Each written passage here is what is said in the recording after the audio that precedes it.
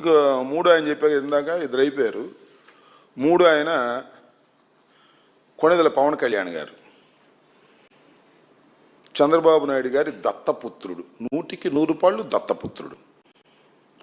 శభాష్గా పనిచేస్తున్నాడు, దానిలో ఏ విధమైన సందేహం లేదు. అద్భుతంగా వైఎస్ఆర్ కాంగ్రెస్ పార్టీని దూషించడానికి, చంద్రబాబు నాయుడు గారిని మొయ్యటానికి అద్భుతంగా పనిచేస్తున్నాడు. నెంబర్ 1 ప్రైజ్ ఇవ్వాలి అతనికి, దానిలో ఏ విధమైన సందేహం లేదు. మనం చూశాం కదా మీరు, శంకర్ గుప్తా డ్రైన్ రాజులు వెళ్ళాడు. అక్కడ ఏంటంటే చాలా లక్షల ఎకరాల్లో కొబ్బరి తోటలు నాశనం అయిపోతున్నాయి. వాటన్నిటినీ పరిశీలించడానికి ఒక ఉప ముఖ్యమంత్రిగా వెళ్ళారు, పరిశీలించారు. పరిశీలించి రైతులతో ఇంటరాక్షన్ పెట్టారు. ఎంత తండాలు పడ్డాడయ్యా పాపం, నాకు అర్థం కాలేదు. చూస్తే నాకే జాలేసింది. దత్తపుత్రుడు చేస్తున్నటువంటి ప్రయత్నం ఇదంతా 2019 సంవత్సరం నుంచే ఈ ఉప్పు నీరు వల్ల కొబ్బరి తోటలు నాశనం అయిపోతున్నాయి. అంటే జగన్మోహన్ రెడ్డి గారు అడుగు పెట్టిన దగ్గర నుంచే ఈ కొబ్బరి తోటలు నాశనం అయిపోతున్నాయి.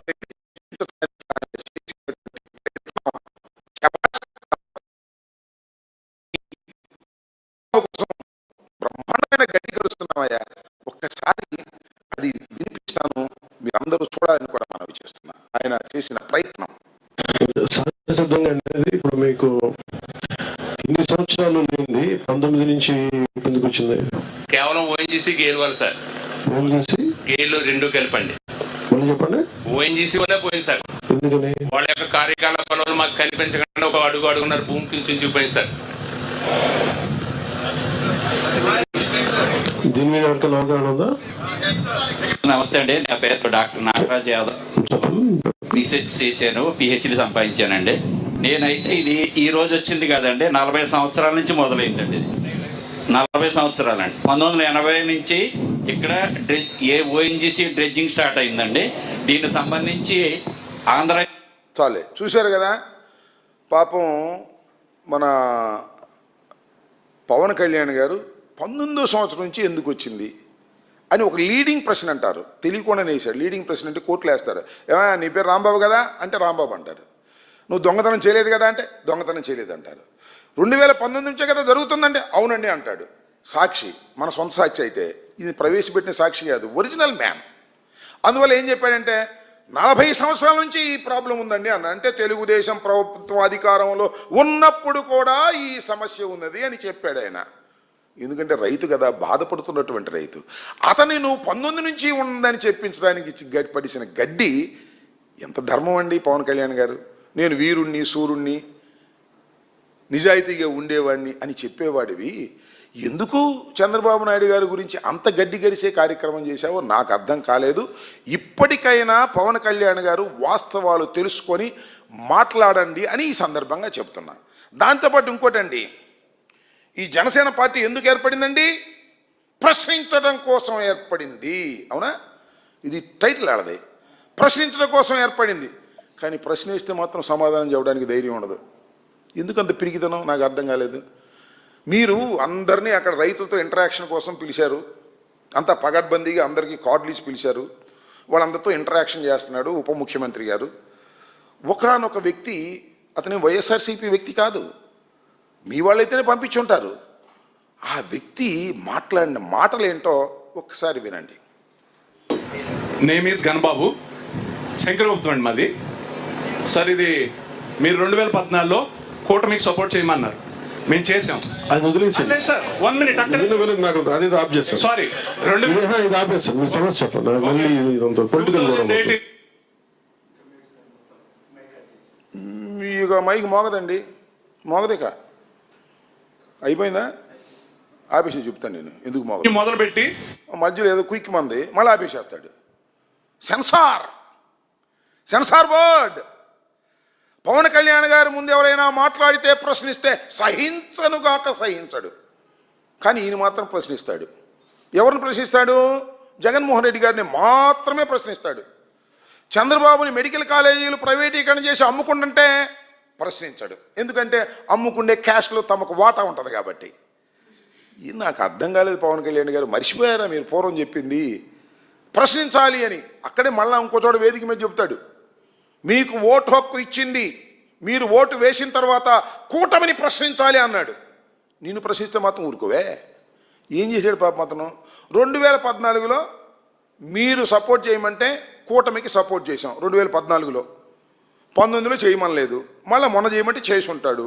అతను కూటమికి సపోర్ట్ చేసిన నీ అభిమాని అయి ఉంటాడు. అతను అడుగుతుంటే సైలెంట్ అయిపోయింది ఏంటండి? మైకి నాకు అర్థం కాలేదు. ఎందుకు సైలెంట్ అయిపోయింది? ప్రశ్నకు సమాధానం చెప్పలేవా? ప్రశ్న ఎదుర్కోలేవా? ఓటు వేసి నీకు 21 సీట్లు ఇచ్చి 100% స్ట్రైక్ ఇచ్చినటువంటి ఓటర్ల ప్రశ్నకు సమాధానం చెప్పలేని వాడివి నువ్వేం రాజకీయ నాయకుడివయ్యా? నాకు అర్థం కాలేదు. నువ్వేం వీరుడివయ్యా? నాకు అర్థం కాలేదు. పిరికి వాడివి నువ్వు. ఒక వ్యక్తి, నీకు ఓటేసిన వ్యక్తి నిన్ను ప్రశ్నిస్తే సమాధానం చెప్పలేని పిరికి వ్యక్తివి నువ్వు. మామూలు మాట్లాడతావు. ఏమంటా 2029లో మీరు అధికారంలోకి వస్తారనుకున్నారేమో, కలలు కనమాకండి, శాసిస్తున్నాడు. 2019లో కూడా చెప్పాడు, గుర్తుందిగా మీకు? జగన్మోహన్ రెడ్డి అధికారంలోకి రాడు, ఇది నా శాసనం అన్నాడు. జగన్మోహన్ రెడ్డి అధికారంలోకి వచ్చాడు. మళ్ళీ చెప్పబోయా, ఇంకో 10 సార్లు చెప్పు. అయ్యో నువ్వు అన్నావు కదా, చూసి ఈర్ష్యపడ్డారు అందువల్ల రాశనం అయిపోయిందని. ఏది పాపం అనవసరమైన మాటలు. దారైపోయే బండన్న నెత్తిన పడమన్నట్టుగా అది కోనసీమ పచ్చగా ఉందని తెలంగాణ వాళ్ళు ఈర్ష్యపడి రాష్ట్రాన్ని విభజించండి, అదేనంట కారణం. ఇంక రెండో కారణం లేదంట. పిచ్చి మాటలు. మరి అట్టగా చెప్పు. జగన్మోహన్ రెడ్డి అధికారంలోకి రాడు, నెక్స్ట్ శాసనం అని 10 సార్లను. మొన్న 151 సీట్లు వచ్చినాయి. అంతకన్నా ఎక్కువ మెజార్టీతో జగన్మోహన్ రెడ్డి గారు ముఖ్యమంత్రిగా అవుతాడు. గుర్తుపెట్టుకోమని మనం చేస్తున్నాం. ఎందుకయ్యా భయం? నాకు అర్థం కాదు. రాడు రాడు రాడు అని ముందు నుంచి చెప్పుకోవాల్సిన కర్మేంటి మీకు? 3.5 సంవత్సరాలు ఉంది ఎలక్షన్, అవునా? ఇప్పుడు ఎమ్మడే ఉందా? 15 సంవత్సరాల కూటమికే ఉండండి మీరు. ఎందుకు 15 సంవత్సరాల కూటమికి ఉండాలి? మీరేం బగలు తీశారని ఉండాలి? ఎందుకు ఉండాలా? తప్పుడు సాక్ష్యాలు చెప్పినందుకు ఉండాలా? కొబ్బరి తోటలో నాశనం అయిపోతుంటే అది జగన్మోహన్ రెడ్డి 2019 నుంచి వల్లే నాశనం అయిపోయింది, అప్పుడే ఉప్పు నీరు వచ్చింది, అంతకుముందు రాలేదని చెప్పడం కోసం ఉండాలా? ఎందుకు ఈ అబద్ధాలు? నువ్వు సక్రమంగా చేస్తే అసలు కూటమికి అండగా ఉండాలని అడగాల్సింది ఏంటంటే, కూటమి పరిపాలన బ్రహ్మాండంగా ఉంటే, కూటమి పరిపాలనలో ప్రజలు సుభిక్షంగా ఉంటే వద్దన్న ఓటేస్తారు, అవునా కాదా? వద్దన్న ఓటేస్తారు. కూటమి పరిపాలన సరిగా లేదు, నువ్వు కాళ్ళు పట్టుకున్నా గెడ్డం పట్టుకున్నా ఓటు వెయ్యరుగాక వెయ్యరు. 15 సంవత్సరాలు మేము కలిసి ఉంటాం, 15 సంవత్సరాలు మేము కలిసి ఉంటాం. 15 సంవత్సరాలు కాబట్టి జీవితాంతం కలిసి ఉండి ఎవడు కదన్నాడు? మాకేం అభ్యంతరం? నువ్వు కలిసి ఉన్నా కలిసి లేకపోయినా జరిగేది జరుగుతుంది.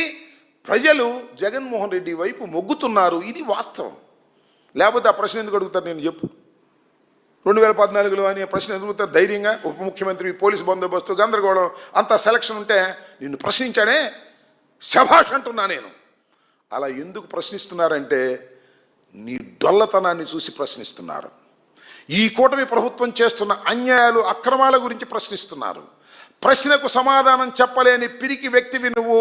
పవన్ కళ్యాణ్ గారు, మీరు అసలు ముఖ్యమంత్రిగా, ఉప ముఖ్యమంత్రి కాదు, మంత్రిగా కూడా పనికిరారు, రాజకీయ నాయకుడిగా అంతకన్నా పనికిరారు అనేది ఈ సందర్భంగా నేను నొక్కి ఒక్కాణించదలుచుకున్నాను, బల్ల గుద్ది కూడా చెప్పదలుచుకున్నాను.